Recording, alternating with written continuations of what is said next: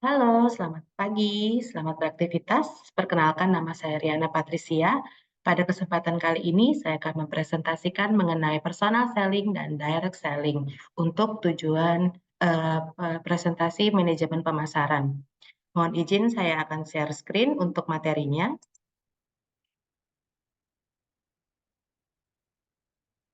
Baik, perkenalkan saya Riana Patricia Simbolon dengan nomor mahasiswa 170882300 yang akan mempresentasikan mengenai personal selling and direct marketing. Yang pertama, kita akan membahas tentang personal selling sebagai suatu proses dalam mengatur penjualan. Yang kedua adalah cara mendesain kegiatan terkait dengan penjualan, yaitu tujuannya, strateginya, struktur, ukuran, dan juga terkait dengan kompensasi bagi tenaga penjualannya. Kemudian juga tenaga penjualan ini dalam pengaturannya, yang ketiga akan membahas tentang rekrutmennya, training, supervising, untuk juga memanage produktivitasnya, memotivasi, dan juga cara mengevaluasi tenaga pemasar. Kemudian yang keempat tentang direct marketing. Direct marketing di sini akan membahas tentang channels dari direct marketing itu, saluran-saluran distribusinya, kemudian juga terkait dengan masa depan dari pemasaran secara langsung. Lalu sampailah kita ke poin kelima nanti akan terkait dengan kesimpulan dan juga yang dapat dikembangkan dari personal selling dan direct marketing ini. Yang pertama tentang personal selling proses itu adalah eh, adanya interaksi secara langsung dengan satu atau beberapa eh, pembeli potensial dalam tujuan untuk membuat presentasi, menjawab pertanyaan, serta mendapatkan permintaan atau order. Personal selling juga punya 3 karakteristik. Yang pertama adalah eh, harus customize atau harus tergantung pada customer-nya, kemudian juga berorientasi pada hubungan atau eh, adanya interaksi dengan customer, serta responsif juga dengan apa saja yang menjadi kegiatan atau permintaan dari customer. Kemudian juga dalam personal selling itu ada 4 tahapan. Yang pertama ada memprospek atau mengkualifikasikan, di mana beberapa perusahaan itu biasanya mempunyai proposal ataupun beberapa prospektus untuk menggait customer-nya. Kemudian setelah dia memprospek, dia akan melakukan pre-approach.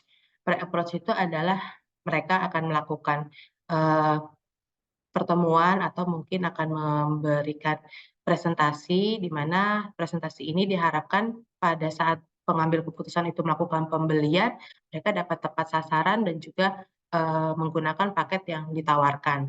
Kemudian juga ada presentasi atau demonstrasi, itu adalah biasanya mekanisme lanjutannya, di mana akan diuji, misalnya diberikan prototipe atau diberikan suatu barang contoh yang bisa menimbulkan ekspektasi ataupun menimbulkan pengalaman langsung oleh customer itu saat menggunakan produk tersebut.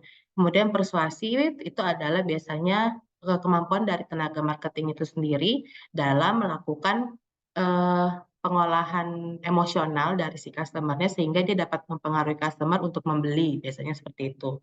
Kemudian untuk closing juga adalah ketika customer itu berhasil melakukan deal ataupun berhasil menyelesaikan permintaan dan melakukan pembayaran. Nah, di saat itulah tenaga pemasarnya dapat melakukan closing serta juga melakukan servicing, di mana pada saat ini mungkin ada nilai tambah dari setiap pekerjaan dalam penjualan, yaitu adalah adanya after sales service. Jadi setelah bayar, setelah selesai pembayaran, nanti akan ada penjualan atau service berikutnya yang dilakukan oleh tenaga pemasar, misalnya menangani customer complaint atau menangani eh, beberapa pertanyaan dari customer atau mengajarkan customer cara memakainya lebih lanjut. Seperti misalnya juga memberikan garansi, salah satunya itu adalah bentuk dari after sales service. Kemudian managing sales. Nah, managing sales ini biasanya dilakukan dengan melakukan seperti halnya melakukan pertanyaan tentang eee, konteks dari situasi yang menyebabkan penjualan itu harus dilakukan. Jadi ini disingkatnya dalam, eee, terminologi SPIN, yaitu situation question. Jadi, eee, kondisi apa yang menyebabkan customer itu harus membeli.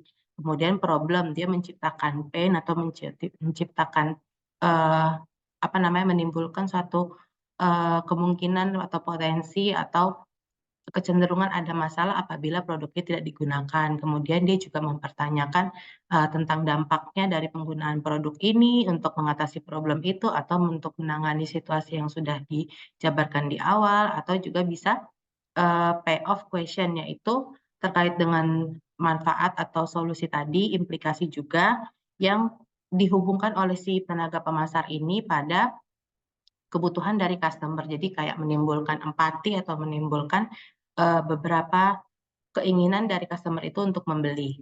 Kemudian juga designing sales force atau mendesain tenaga pemasar itu dalam bentuk objektif, strategi, structure, size, dan juga kompensasi yang tepat untuk tenaga pemasar. Yaitu yang pertama adalah tentang tujuannya, di mana tenaga pemasar ini harus mempunyai, kesadaran atau mempunyai intuisi untuk mendiagnosis yang namanya masalah dari customer itu. Kemudian juga dia punya intuisi untuk menawarkan solusi seperti apa yang tepat untuk customer tersebut. Kemudian, apabila yang menjadi customer adalah bisnis atau B2B, itu harusnya seorang tenaga pemasar itu punya pengetahuan yang lebih tentang, mekanisme atau kemudahan dari suatu bisnis dalam melakukan pembelian, misalnya dalam, program cicilan atau program pembayarannya diangsur atau program misalnya, kredit, seperti itu. Kemudian strateginya juga biasanya itu adalah, tergantung dari apakah perusahaannya itu menjual langsung atau secara kontraktual. Ini seperti yang tadi dimaksud dalam objektif tadi, apabila B2B kan biasanya, customer itu cenderung bersifat melakukan kontrak. Jadi ada sejumlah pekerjaan yang dibuatkan kontrak. Nah, kemudian kontrak itu juga nanti akan mengikat antara si penjual dan pembeli. Jadi tenaga pemasar itu cuma sekali melakukan kontrak, kemudian di lanjutannya, akan ada permintaan secara otomatis dalam bentuk PO, dalam bentuk, request, nanti tinggal tenaga pemasar itu melanjutkan ke bagian yang memproses di atasnya. Kemudian juga dalam hal memformulasikan strategi untuk tenaga pemasar ini juga harus dievaluasi juga, sebenarnya volume dan juga biaya yang diperlukan itu apakah sudah sebanding, apakah, biaya yang dikeluarkan untuk memasarkannya sudah sebanding dengan jumlah penjualan yang telah dilakukan. Nah, lanjutannya adalah struktur dari tenaga pemasar ini sendiri. Ini juga harus ditentukan apakah tenaga pemasar itu dibedakan berdasarkan, jenis customer-nya atau fokus industrinya seperti apa. Kemudian jenis produk juga bisa atau jenis kebutuhan customer. Seperti contoh misalnya, sales di bagian elektronik itu kan dibeda-bedakan antara sales di bagian atau tenaga pemasar di bagian, mesin cuci, atau tenaga pemasar di bagian oven, atau tenaga pemasar di bagian furniture itu pasti berbeda-beda karena mereka mempunyai karakteristik dari, tipe penjualannya yang berbeda-beda juga. Karena umumnya kan orang jarang langsung membeli furniture pada saat pertama kali datang. Tapi kalau, mungkin alat elektronik mereka akan cenderung, eee, pertama kali datang dan langsung membeli karena bisa jadi itu adalah kebutuhan untuk di dapur dari customer tersebut, sedangkan kalau furniture mungkin bisa jadi, hanya di kebutuhan second layer dari mereka.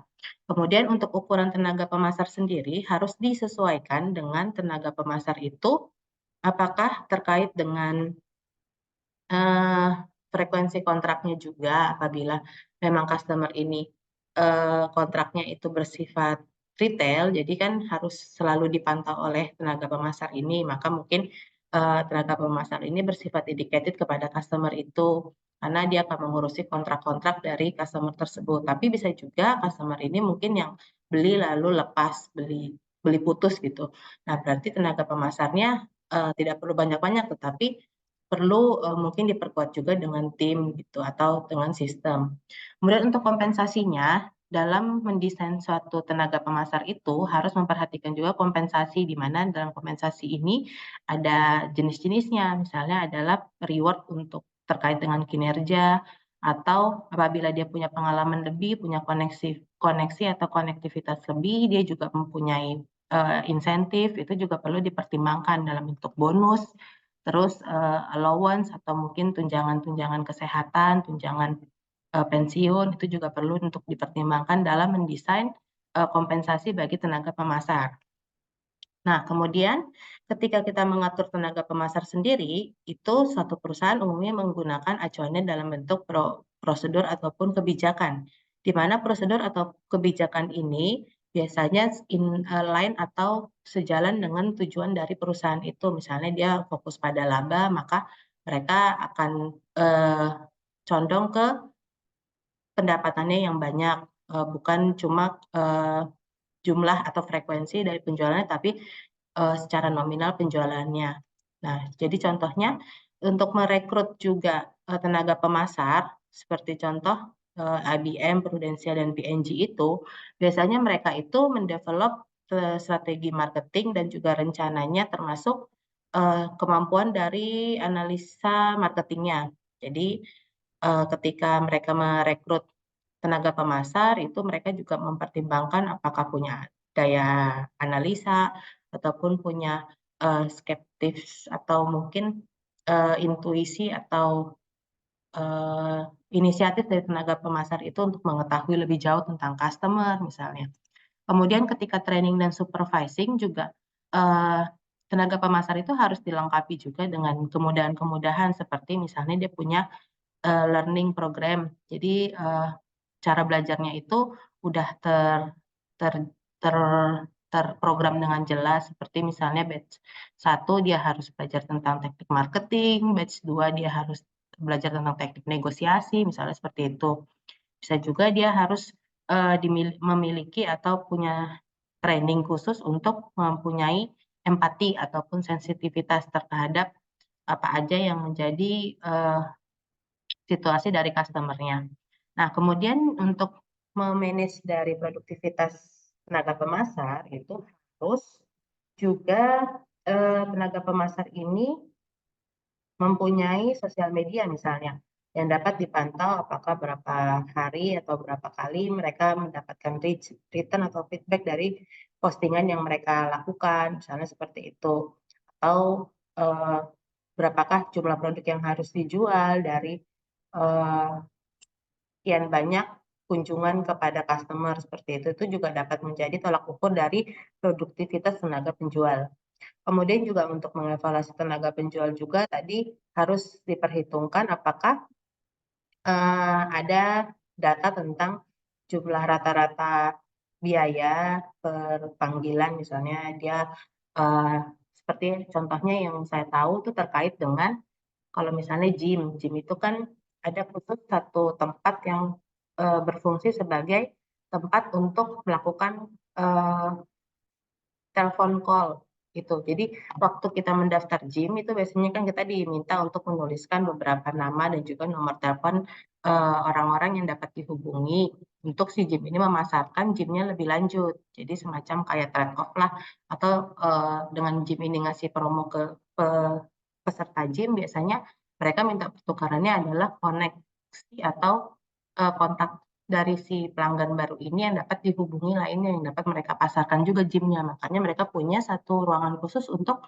tenaga pemasar gym itu melakukan panggilan telepon. Nah, ketika mengevaluasi tenaga pemasar tersebut, otomatis yang dilakukan adalah berapa sih biaya yang dilakukan melalui panggilan telepon itu, dan juga berapa sih jumlah yang akhirnya tertarik untuk mengikuti dari gym tersebut. Contohnya sederhananya itu, atau mungkin dari sekian banyak telepon itu mana yang teleponnya tersambung, mana juga yang menolak, itu juga dapat harus dipetakan dalam suatu data.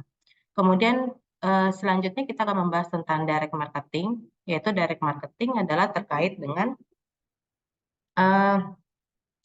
saluran atau mekanisme-mekanisme yang dilakukan oleh tenaga pemasar itu dalam menjangkau customer individu.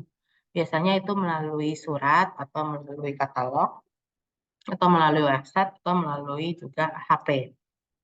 Nah, jadi dalam direct marketing channel itu harus ada direct mail, katalog marketing, dan telemarketing. Jadi ada beberapa hal terkait dengan direct marketing yang sangat langsung menyentuh dari customer itu, yaitu jika digunakan email untuk memberitahukan promo yang biasanya kita terima atau bisa kita unsubscribe apabila kita tidak mau berlangganan.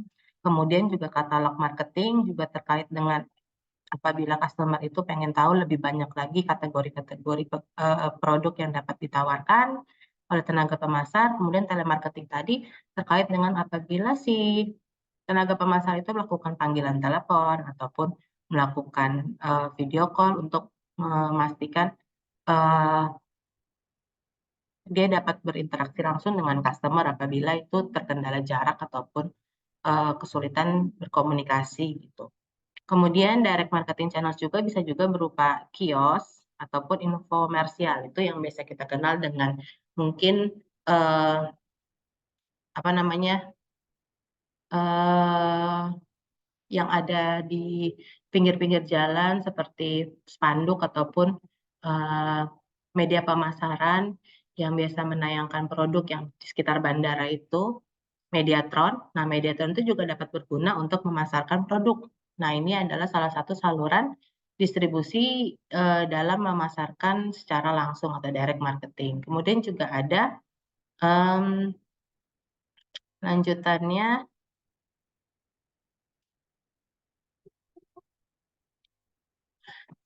Yang lanjutannya adalah terkait dengan kesimpulannya, yaitu ada beberapa step yang diperlukan dalam melakukan penjualan secara efektif, yaitu prospecting, pre-approach, presentation, persuasion, closing, dan servicing. Serta waktu designing sales force juga, kita harus memilih strategi, objektif atau tujuan, structure, size, dan juga kompensasi bagi tenaga pemasar.